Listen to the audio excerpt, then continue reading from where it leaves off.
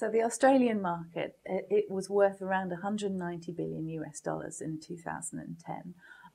Its main characteristic that it is led by two players, which are Woolworths and Wesfamers. Now, these two between them control around 38% of all Australian retailing. So they're really, really massive in the market. And just as a signifier of how important this makes them on the global stage, both of them are listed within the top 30 retailers last year. So the Australian market has really pushed these two retailers to global prominence.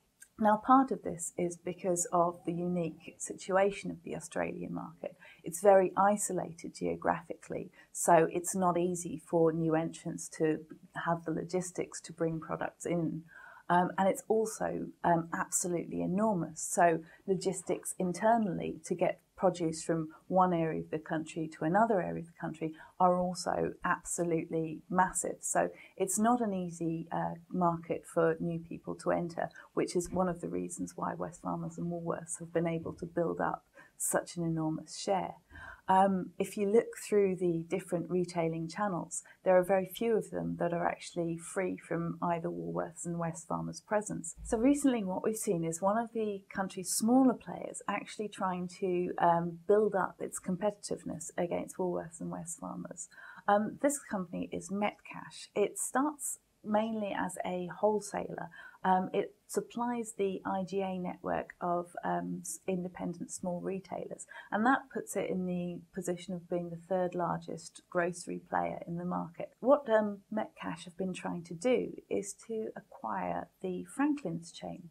Franklin's is owned by South African company Pick n Pay, but it's only got up to about 88 stores, and Pick n Pay now say that they are going to exit the market. They want to sell the chain to Metcash, but if they can't, then they will either close the stores or sell them to other players. They are leaving the market. Metcash's acquisition of Franklin's has been blocked by the Australian Competition Commission, who say that because Franklin's supply 8 franchise stores, that makes them a wholesaling competitor to Metcash, and therefore if Metcash were to buy Franklin's, then the wholesale environment would become less competitive, and for that reason they want to block the acquisition. So if Metcash had been able to buy Franklin's, this would have meant that it had a stronger and more rounded retail presence, and that it would also be able to compete with Wesfamers and Woolworths in supermarkets as well as these smaller stores.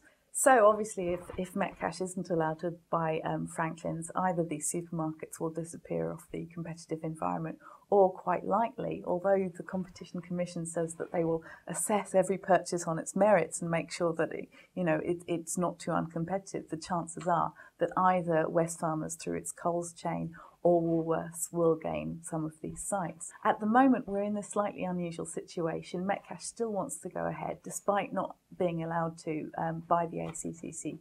And now what's happening is they're actually going to go and argue it out in a federal court in March. So we're really watching that with a lot of interest at the moment.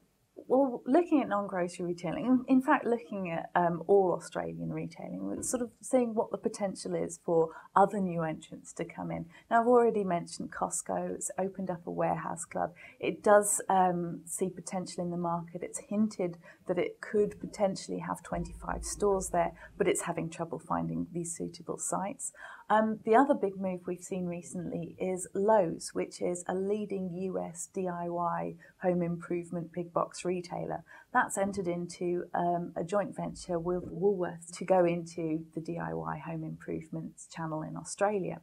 At the moment, this is a channel that Wesfamers leads through the Bunnings chain. So again, we have the old Wesfamers Woolworths duopoly at work. Mirroring the grocery retailing environment yet again, we've also got Metcash, which has recently bought up a stake in another rival retailer called Mitre 10, which supplies stores much in the same way that Metcash supplies IGA stores. So we are seeing some foreign retailers coming into the market. There's also space in channels such as clothing and footwear. We're seeing Gap, for example, looking at having stores and building up stores. But you continually have this issue with, firstly, getting the good retail locations, and secondly, the logistics of coming to the market. There's also a difficulty with Australia's seasons because they obviously have them at a different time to the Western Hemisphere. But because they're a developed market, they're of course very up to the minute with what the trends are. And so you can't necessarily just hold your stock for 6 months and then ship it over to Australia. So you need to be able to, maybe even have stock specifically for the Australian market.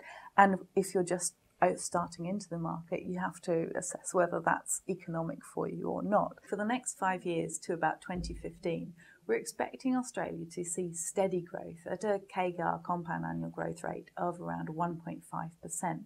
Now, this is lower than the global average, which is 2.7%. Some of that is generated by really fast-growing emerging economies such as China. So it's actually not so bad for a developed market as Australia is. So in terms of additional value, we're expecting around $15 billion more in sales by 2015. The interesting thing is that $3 billion of this is going to be generated through internet retailing. So this is a channel that has maybe been a little bit slow to take off in the Australian market, but really to 2015, we're expecting to see this channel get a lot bigger.